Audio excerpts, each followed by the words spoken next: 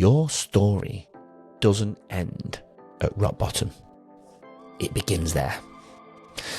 Welcome to Tuesday Truths. Cap Carter's journey this week, though, it reminds us that authenticity isn't about having it all together.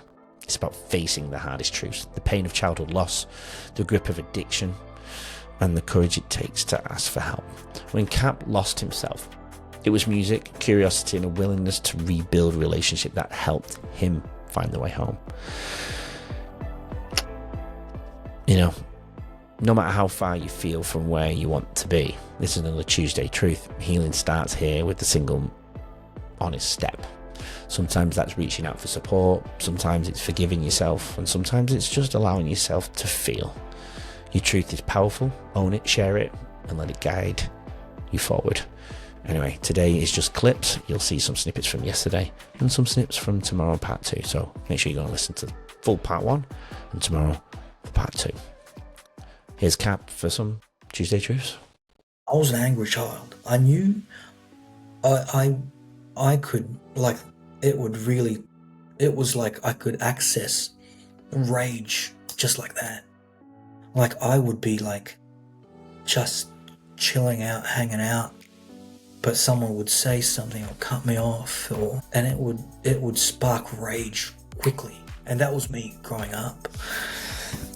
But it was so unconscious, you know, it was just there. And, you know, music after Mum wasn't allowed in the house. So, you know, because it reminded Dad of her. Did you try to put music on? Because I know obviously music's in your DNA now. At this point, it's there, isn't it? Did you try to put music on? Yeah, I think, you know, you couldn't play it loud. It had to be quite discreet. The singing loud wasn't a thing. Like, I'm quite known for having this sort of loud vocal now, you know, like I can sing and project my voice. But back then I couldn't. Back then, like you mentioned the word suppressed.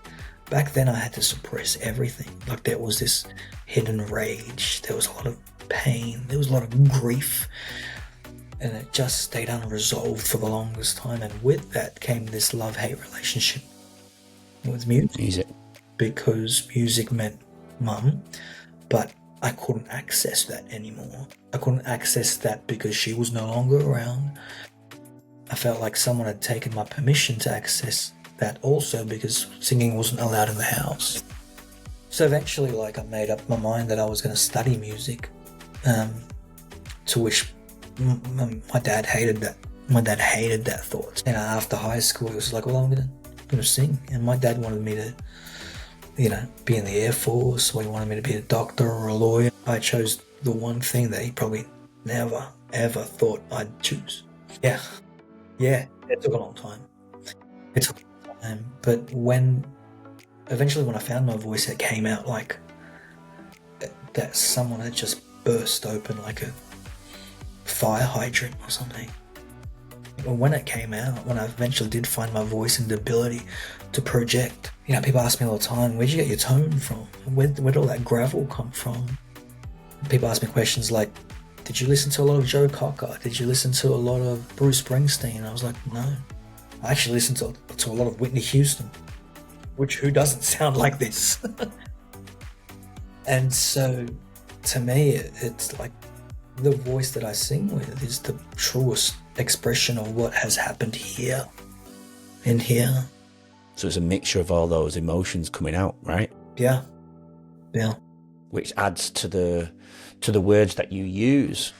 And on a side note, I will put the links to your channels on the show notes so people can go and tune into some of your songs as well. Where was Rehab a pivotal moment for you in terms of your recovery? Yeah, absolutely. It was Rehab. It was the group work. It was really like, I felt like someone had opened a door into like who I am. Like, someone lifted up a mirror and said, this is you, and you don't see it. You do not see this. And those were some really confronting dark days. when you're confronted with the truth in those early stages of rehab, they're enough to, it's enough to make you want to relapse, because that's what you're escaping from. And then someone finally pulls up, throws up a mirror, but this is you. And again, it just came at the right time, because there was nothing left to lose. I had lost my marriage. I was thinking I was going to lose the recording contract. I had lost my house. I was literally bunking up with my nephew in a 3x3 room. I'd sold it. I'd lost everything. I was on a dark path. Yeah. How did you find the grit to carry on with the music, with both this beautiful, amazing signing that not many people get in the world, but yet you're sitting where you're sitting? How did you find the grit to get through that and come out the other end? I think definitely professional help. Like a lot of these rehab, the rehab therapy was group work, but I mean, I told you this before, 6 days of therapy a week for 8 months. Yeah, wow. Like full time. Yeah. And it was like an intensive it was like I was taking intensive classes to learn about how fucked up I was, about how much trauma, how much grief, unresolved grief I had in here from like long ago, that were manifesting themselves in like other ways, like in unhealthy ways. Systems I'd created to as defense mechanisms as a child, going through neglect, going through emotional and verbal abuse, that were ruining or sabotaging my relationships, but also sabotaging like my inner world. And you ask a basic question like, where did I find that? Like I feel like professional help. Like I did not stumble upon that myself. The work of beautiful, kind, sort of therapists, rehab therapists, and then those who attended rehab with me did the fellowship. It was all of that, So those first 8 months of rehab and achieving sobriety for the first 8 months was like a pivotal moment in my life where I felt like the trajectory changed. Yeah. Take us to that day that you realized she was gone. I was in my room. I think it was a Sunday morning. I was in my room and there was a knock on the door, and my mum was already crying her eyes out. My two sisters were, sort of came in and sat on the bed. And my dad was standing outside, just sort of, like, I don't even remember his face, to be honest. And I just knew. I just knew that she was leaving. Like, you knew that? No one said anything. But I just knew that she was going. Because she was crying heaps. My two sisters were holding on to me. And before anyone could say anything, I just started crying.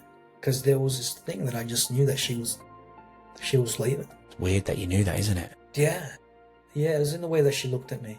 It was in this way that her heart was breaking at that time. And I was much closer to my mum than I was to any person in my family. And all I remember after that was sort of chasing her down the driveway as she loaded up this taxi with her things, and I was sort of just screaming out for her, being held back by my two sisters. Honestly, the months and the years after that are a blur. Yeah. So before she left, then you've obviously made it clear that you were very close to her. What was the cat relationship with the mother? You said she was a professional dancer, DJ, sorry, and I remember you saying that there was always music on in the house and you were always around singing and dancing together, and mum was dancing anyway. That's a beautiful vision, isn't it? And then to imagine it being torn up and taken away, even the consideration of taking you with her, maybe, Yeah, it's really interesting, but I think out of spite, Dad didn't allow it. So he already knew that she was leaving. Yeah, and that's the crazy thing, is because 3 months, maybe 2 or 3 months prior to that Sunday morning, the family had already begun their meetings. So they had devised a plan, and they thought that the best way to tell the youngest child was just break it to him on the day, get over and done with, which is absolutely brutal. Yeah. Jesus. And, I mean, where you were living in Mount Druitt, is that how you pronounce it, Mount Druitt? Yeah.